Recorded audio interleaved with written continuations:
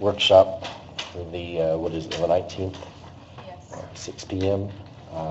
We're here to discuss Southern Indiana leadership, Leadership Southern Indiana, and Mr. Mark Eddy is here to kind of go over what all that encompasses and what it has become from where it began when he came into it, and just take it from there, Mark. I'm on call, by the way, so. I'll take over the meeting till Dustin gets here. Okay. Yes. That way. Oh, no, Dustin's here, we're good. Hey, Dustin. Well, thank you all for the time tonight to be able to talk to you about Leadership Southern Indiana. Leadership Southern Indiana will be celebrating, or we are celebrating our 35th year. And so it's come a long way since 1981. And I'm really excited to be able to share with you some things about that. And then, as we get further down the line, we would like to talk to you about the city looking to sponsor the organization as we move forward. The mission of Leadership Southern Indiana just recently changed this year. In fact, if you look in the folder, you'll see the old mission in the actual folder, because that's an old folder that we use. And the new mission is written up there for you: to engage, to develop, to mobilize regional leaders who will serve and transform our community. That came out of a lot of hard work this past several years as we were looking at really what are we doing in the community, where are we headed, and where we want to be. And we feel like that is telling a story of why we're in existence and why we're trying to do the things we're doing. We're trying to make this place a better community for us to live in, and we want to develop leaders that will get up and get involved and be a part, of our community. The history, you can see, we started in August 1981. The charter class, which still has a lot of members still active. In fact, our board chair this year is Sil Blau, and she was one of our charter class members. And she's still very, very active, and they still meet once a month for lunch down at Buckhead's and stuff. So it's amazing how they build these relationships, and they continue to stick around and stay together. It started out as Leadership Clark County, and then there was a New Albany group that started and wanted to try to meet, but it only lasted a little over a year. And then in 1987, they decided to make it a joint effort and call it Leadership Southern Indiana. And at that time, that was when we were able to bring both counties together and work together as a joint effort to make the organization a strong power in the region. The organization at the time, before it merged, had actually just had the one program. So most people who went through it, some of you have went through it, it was Leadership Southern Indiana at that time. There was no other programs that were offered.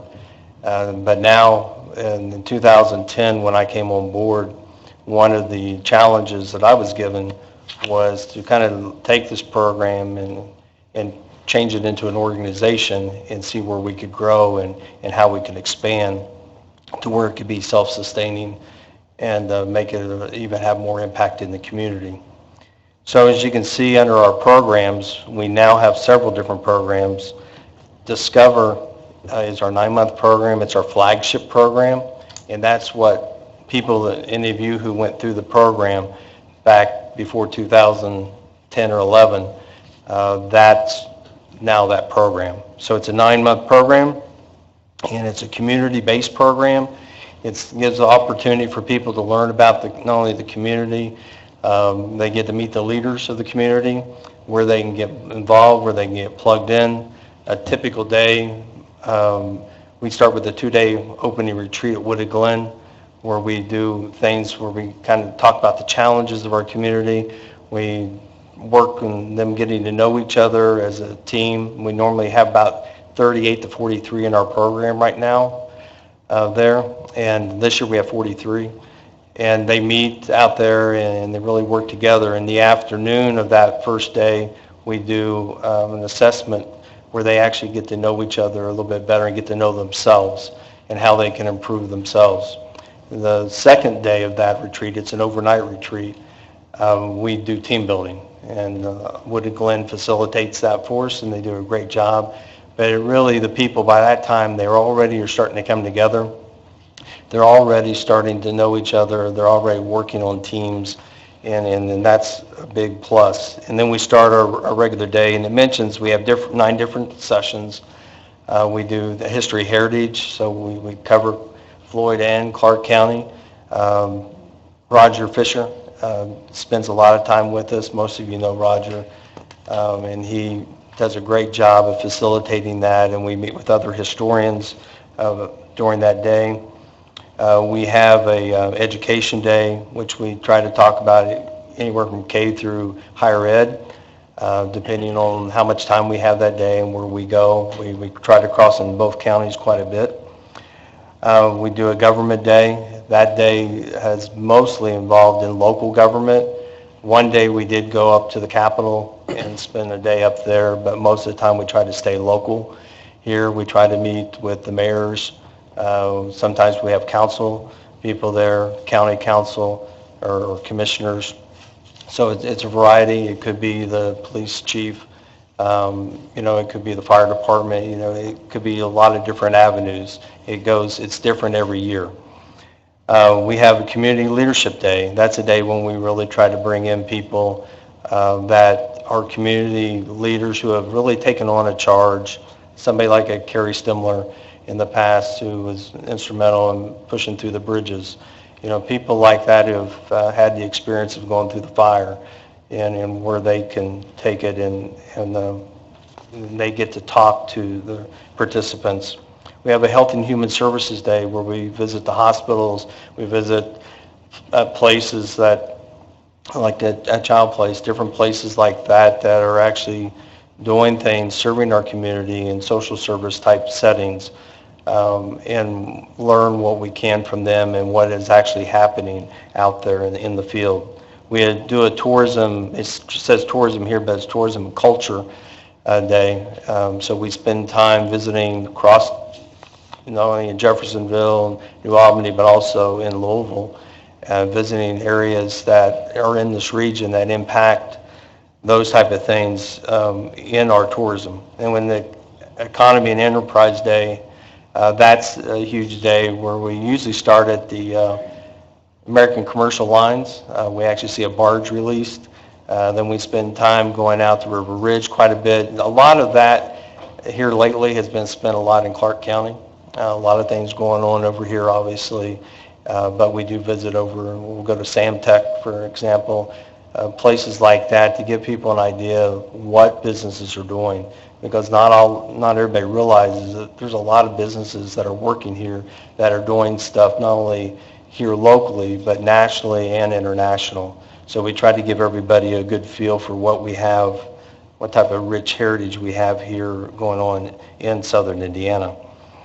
We do a diversity inclusion, we call it Inclusive Communities Day, and that's all about, you're going to have to work with a lot of different people in your lives. You have to learn how to deal with that. You have to be able to accept it, no matter how you might feel in your faith base. We have people that from the gay community that will come in. We have people from different parts of life that will come in, the homeless groups. So it's just they get to meet and hear different things that are going on that hopefully will make an impact in their lives. One of the last days we do is called SimSoc, and that's a simulated society, and it's really brings all this kind of home, all the things we've been working on throughout the year, where they actually get to participate in a society, and then they're responsible for maintaining that society and keeping it alive. We divide them up into 4 groups. One group totally has nothing. They sit in a room, they have no chairs, they have a cup of water, and that's all they do. They basically sit there all day, except for lunch when they come out, and then at lunch they eat a peanut butter sandwich. We don't feed them anything else. What we're hoping, though, is that society will see, because we have like the high income, we have like the working income, and then we have the working poor. We're hoping that society will see, hey, there's a need over here, and we need to blend together. and we need to come together and work together and share what we have with each other. That doesn't always happen. We see people that are at the wealthy table, they'll sit down and they'll eat their steak that they have that day. The people at the next table will eat their lasagna that they have that day. The people at the next table will eat from their box lunches while they'll watch the people eat their peanut butter sandwich. And so the whole point of that day is to really make people think, about what you're doing and how you are as a leader. So that pretty much sums up the Discover program. And Discover has been like that for 35 years, except we've tweaked it in the last few years. We've added some good things to that to make it have a little bit more impact. But one of the things we wanted to do as we started to grow, we wanted to offer a skills-based program. We wanted something that was more than just this community awareness. We wanted to make sure people were offered an opportunity to have skills taught to them or to enhance where they're already at. Now, I won't say it was an easy process. This is our 4th year. We've had 3 years of people going through, and I know Nathan has gone through this program, and he'll tell you, we brought it a long way from the beginning. We teamed up this year with the Oliver Group out of Louisville. They do predictive index, they do executive coaching, they do a 360 evaluation, and we have lumped all that together with the 6 sessions that we feel that are very important to be a community leader. We have put together a personal branding, who you are and what you're about. We have put together communication, building trust, building collective capacity, which is collaboration, fundraising and ethics. We bring in the experts in those fields to talk about those. And this year, those are all half-day sessions. And then at lunch, we have an opportunity for people to come together, and we have matched up a community leader that maybe they wouldn't have resources to see or have access to, that will have lunch with them, and they'll be able to chat with them during their lunch period. And then we have an hour and a half session of that day where the Oliver Group comes in and works on group executive coaching. And then the last half of that day, we have now teamed up this year, and we're doing community impact projects. We have teamed up with 3 nonprofits here locally, and the group, we have 15 in this program. That's the max we'll take. And they divide them up into 3 groups based on their predictive index. And those 3 groups are teamed up with one of those nonprofits. And they have 7 months to complete a project with them. And it's not going in and painting a wall or decorating or landscaping. It's really trying to deal with an issue that nonprofit might be having, whether it's communicating and figuring out how to get a better development plan together, whether it's setting up, figuring out their marketing plan so they can maybe communicate better with their constituents. Whatever that might be for them, we have them submit that ahead of time, we review it, and we decide if that's what we want to go with. So this program has taken off. We're really excited. It's full this year, and we're really excited about where it's headed. We also do a program that's called NextGen. That's probably one of the most exciting programs we have because it deals with 11th graders. Anytime you deal with the youth, it seems to really get people's attention. We have every high school in Clark and Floyd County represented. Last year we actually had one from Trinity, so that was kind of unusual, but he was a legacy. And when I talk about that, that was a Williams child, and his grandparents went through our program, his dad went through our program, his uncle went through our program, and now he's gone through one of our programs. So to me, that was really a pretty cool thing.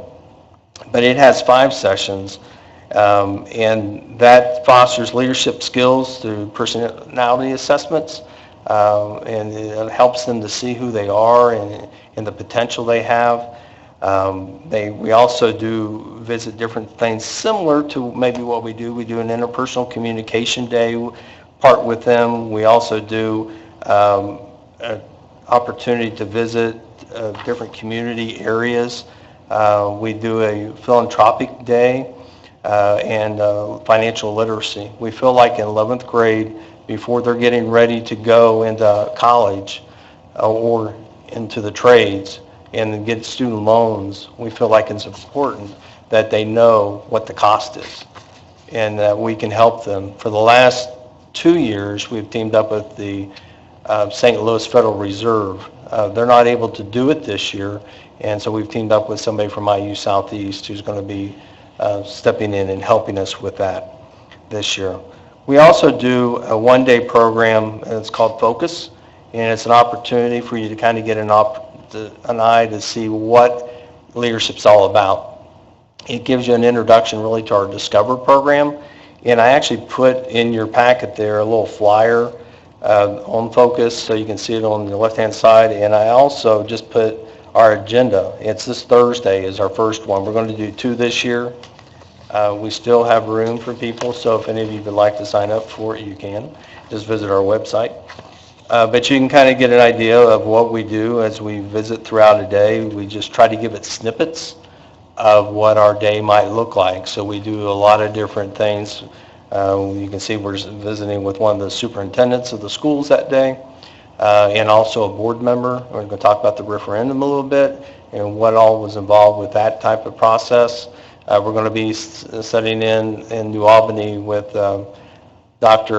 Eichenberger and talk about the Baptist merger with Floyd Memorial Hospital. So those are kind of things that are right there on, been on top of mind, and we wanted to talk about that. We're also going to visit SROC that day, and one of the questions we're going to be asking SROC is, what's all this going on about the stuff you want to burn in your things, and so we want to talk to them about those type of things and ask those type of questions. We're trying to inform people, what's going on out there and what it's about. And you can see the picture there. We normally at SROC, we take an opportunity to take a picture of everybody in front of one of the big machineries there, so it's a good opportunity for people to see that. We also have been exploring emerging leaders, which is the young professionals group of under 40.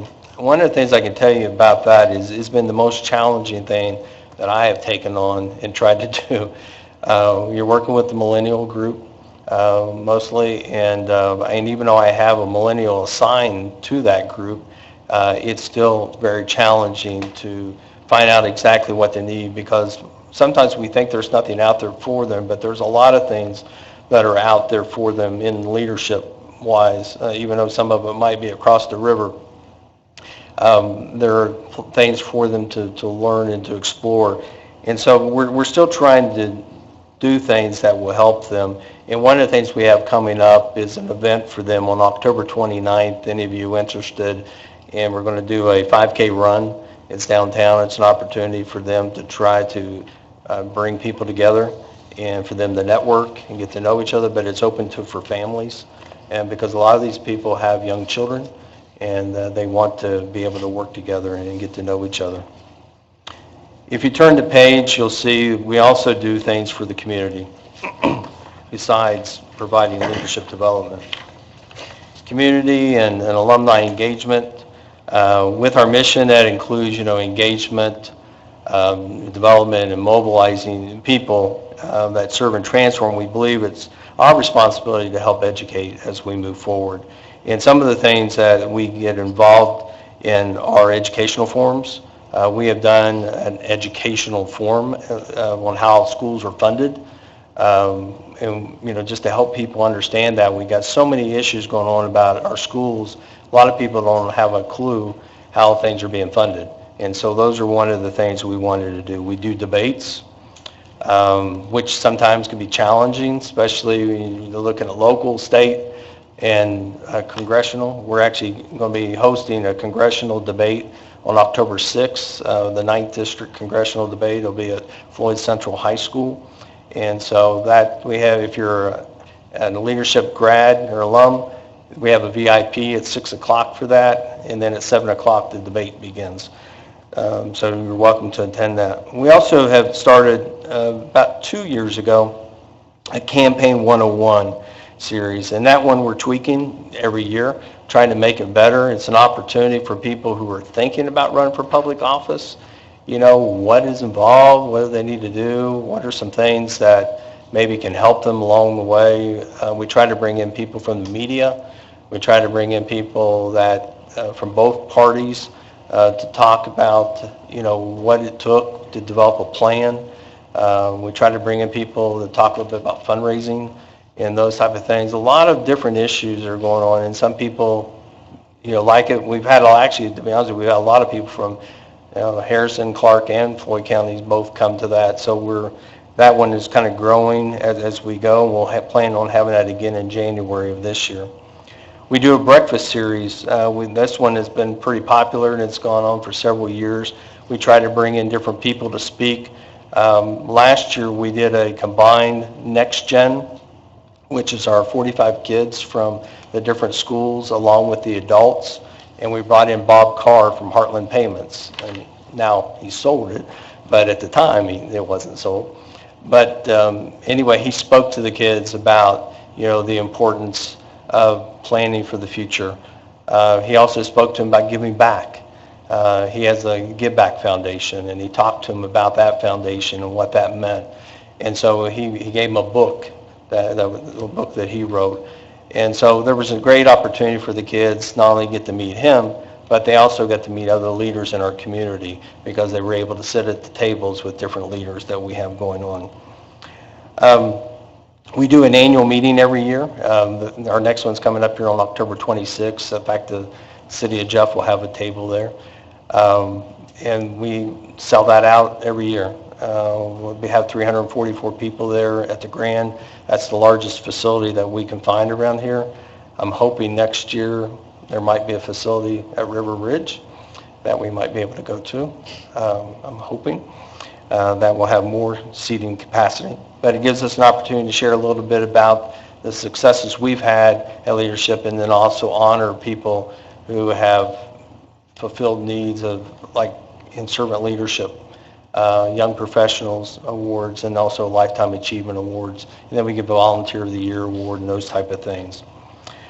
We also do service opportunities. One of the things I try to reach out to the mayor's offices and all the different towns, and also the towns in Clarksville there, to let people know that you have an avenue to reach out when you're looking for committee members. A lot of times, especially cities and counties, they go to the same people every single time to be on a committee. And sometimes people don't know the opportunities are out there. We provide you an avenue to reach out to our alumni. We have over 1,300 alumni, and then if you send us your request, we email it out to, we have an active list of 700 names. You just give specifics of what you're looking for, if they had to be in a certain district, if they had to be, for a certain skill set, you just put all that in there, and we submit that to them, and then they can email you directly. And we don't have to be the middle person, but we can make that avenue to send it out to you. We also do that for nonprofits. When they're looking for board members and committee people, it's a great avenue for us to reach out to them. I also include, before we get into the partnership levels, I also included a little chart here for you at the end. I wanted to share with you our growth and where we've come from. In 2009, 2010 year, right before I was hired, the budget was $95,000. And then we had a grant from the Ogle Foundation. It was a $320,000 matching dollar grant, and we matched that in a 3-year period. And what that provided us was time. Provided us time to catch up and be able to grow to where we needed, so we can maintain and be sustainable in working forward.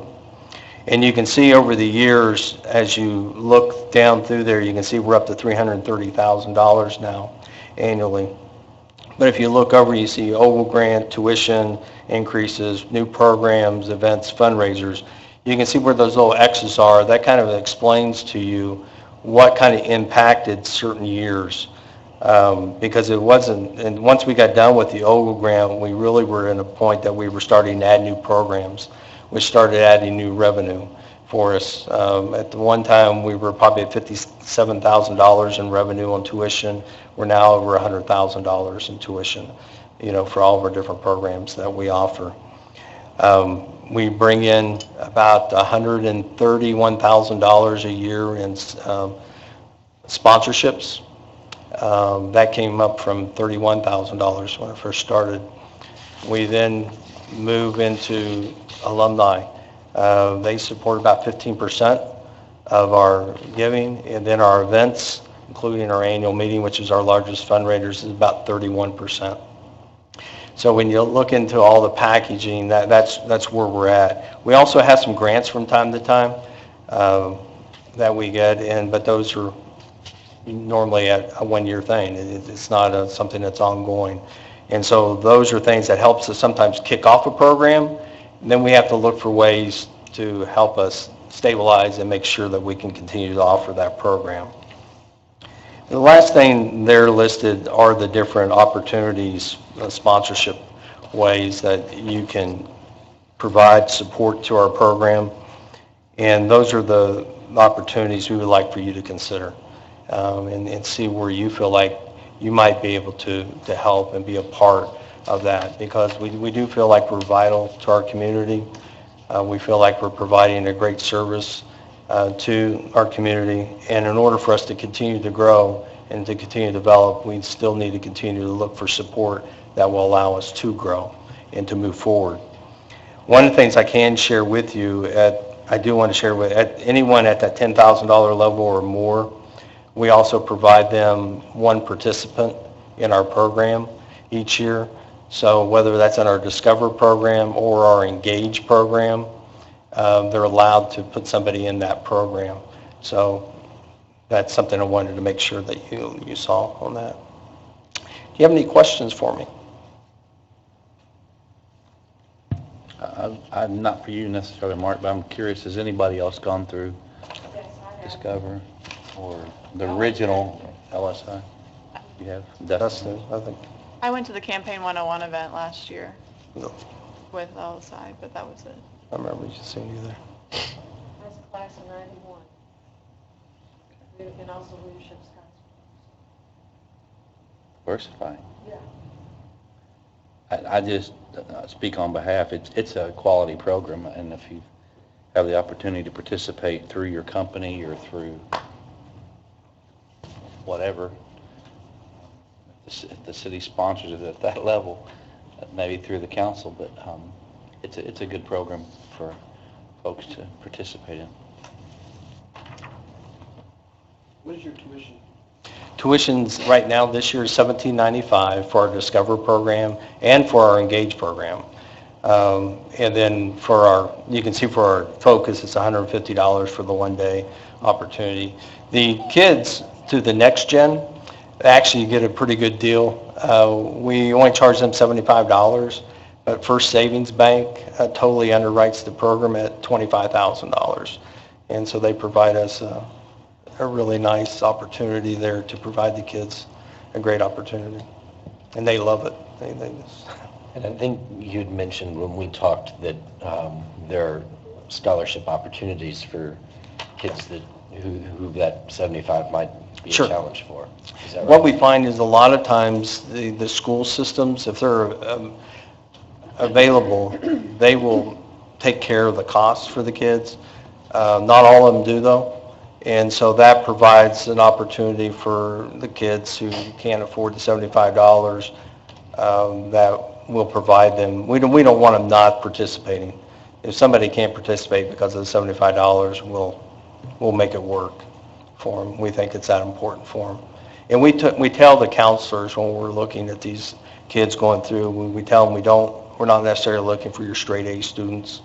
We're looking for those C students, the ones that have potential, the ones who are going to be our owners in our community someday. You know, they're going to be coming back and working here.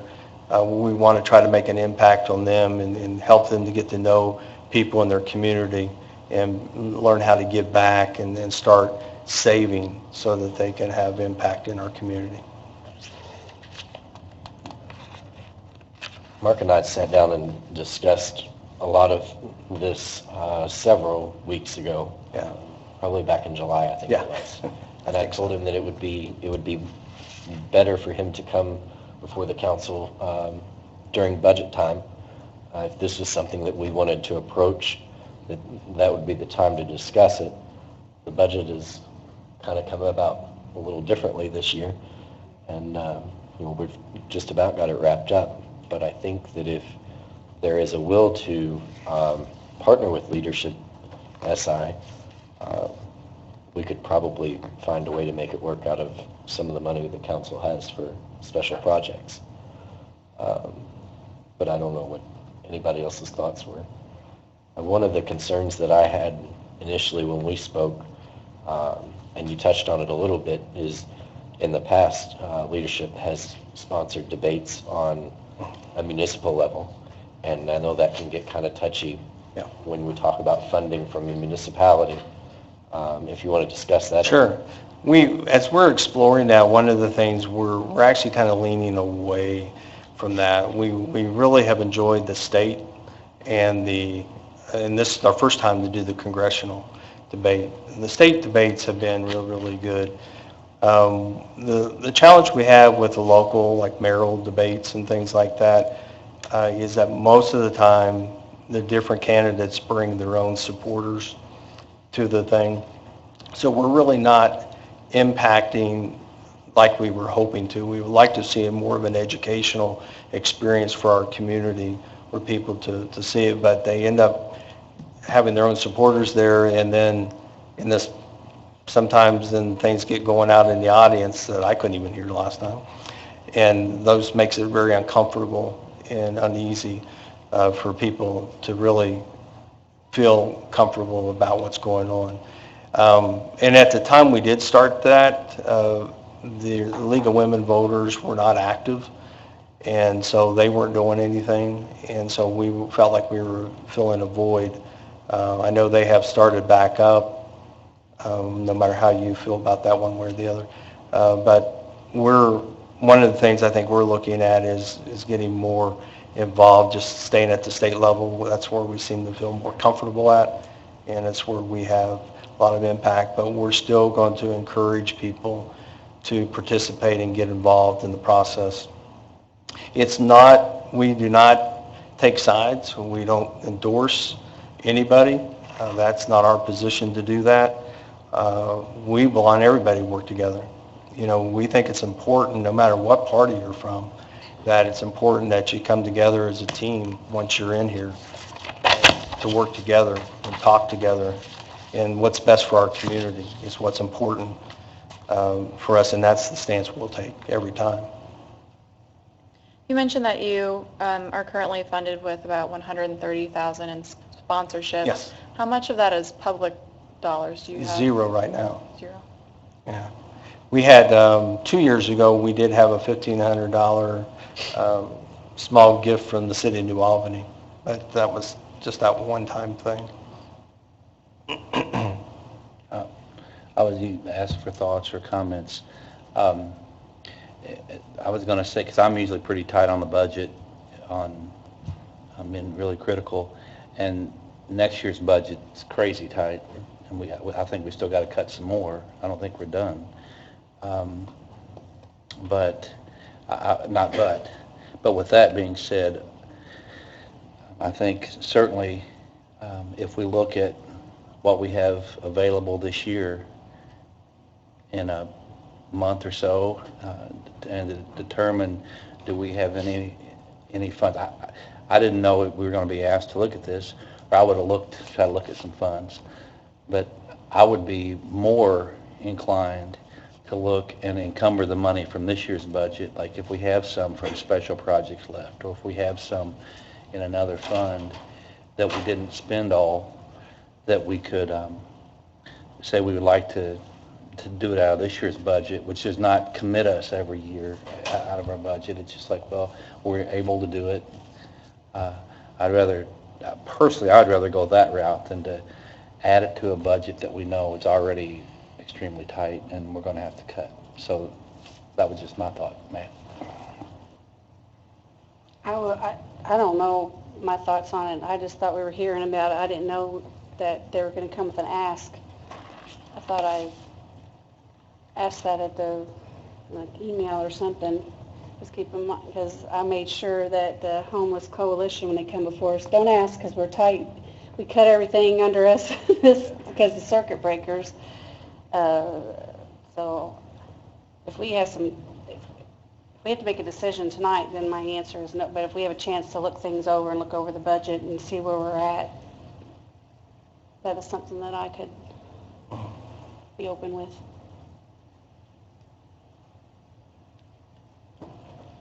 I think if we decide we want to take a step back and look over what we've got for the rest of 2016, Mr. Eddy would certainly not have a problem with that. Sure. And if it's too tight moving forward, then that's just, some of the decisions we're going to have to make. I think that it's worth taking a look at. I hope Mr. Eddy is going to go to some of our other surrounding communities and Sure. and ask for the same things, the same consideration. But without knowing where it would come from tonight, I don't know if we want to consider one package over another, or... Well, as an alum, and I guess Dustin's an alum, if he went through the program and Vicky's an alum, but I don't mind to take the impetus or the burden to try to identify, come up with, here's a recommendation from what fund or whatever, if we want to do that, because otherwise we're all going to do that or what, and I can certainly send it out via email ahead of time to see if there's thoughts, good, bad, or different about it. But I would be willing to do that if that's what you want. If it's not, then I'll let somebody else do it. I have a question about one of the sponsorship. Sure.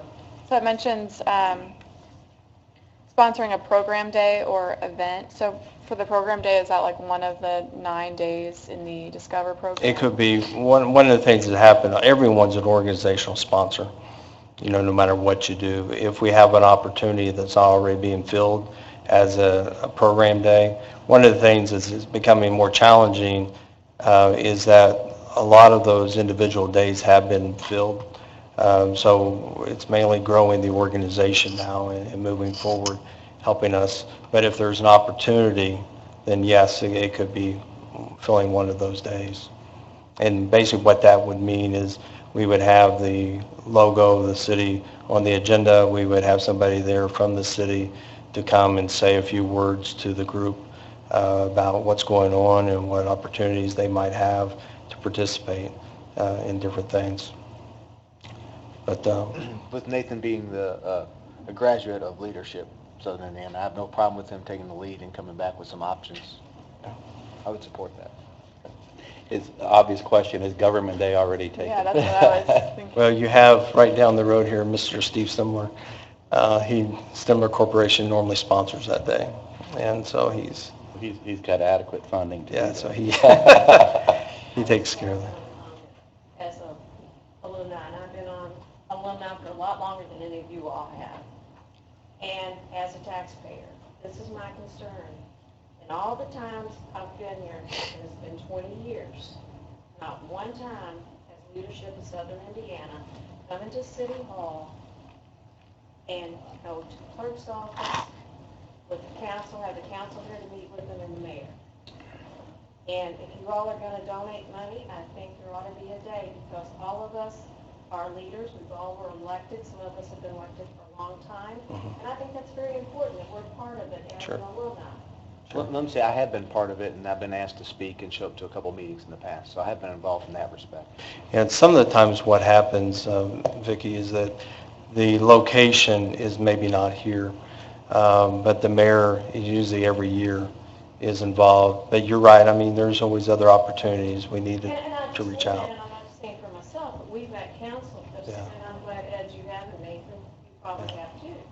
But as a whole, you know, there's some of us that have been elected for 20 years, some of us have been elected for 15 Sure. years. And that's what I would consider somebody that you would want to talk to, somebody that's, of people or Sure. participants that are going to run for office.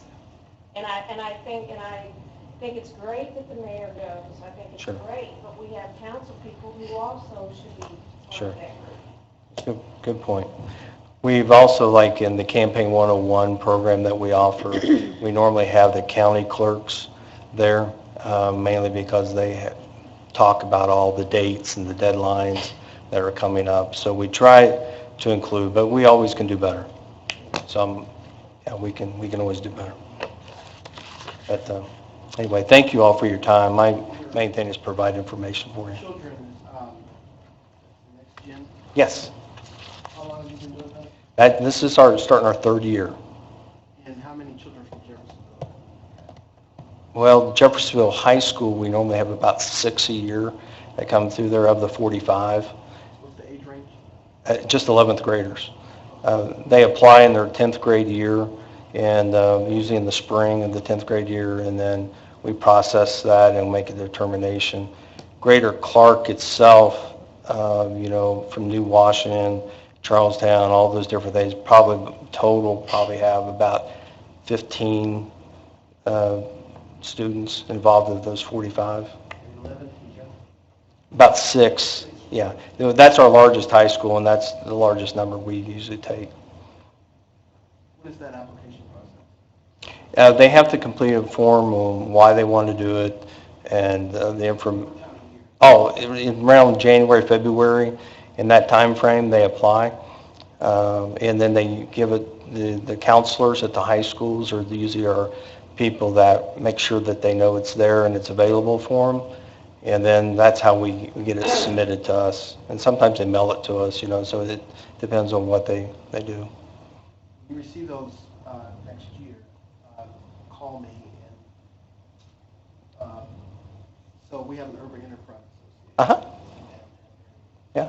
We have some people that have applied from the zone, and Okay, we will consider sure. sponsoring. Okay, that'd be great. And I would be willing to sponsor. Okay. And we can, another thing too, one thing we're always looking for, as we continue to grow this program, are people to review the applications. So we could call you both to do that. Because like I said, it's all about trying to find the child that's really going to make impact with, and you never know how it might change a child, it might change the whole direction where they might go. Well, thank you very much. I think, I appreciate you coming out and kind of laying it out to the council. Oh, no problem. Best. I think, Again, if you have any questions, just let me know. is there anything else? If not, we'll motion to adjourn until the meeting at 7. So moved. We're adjourned.